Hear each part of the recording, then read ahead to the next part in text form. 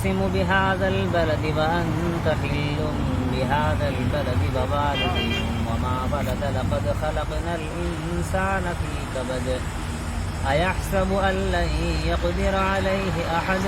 يقول أهلكت مالا لبدا أيحسب أن لم يره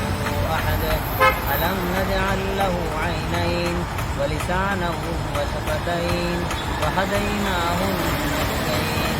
فلاقتحم العقبة وما أدراك ما العقبة فك رقبة يوم ذي يتيما ذا مقربة أو مسكينا ذا متربة ثم كان من الذين آمنوا وتواصوا بالصبر وتواصوا بالمرحمة أولئك أصحاب الميمنة والذين كفروا بآياتنا هم أصحاب المشأمة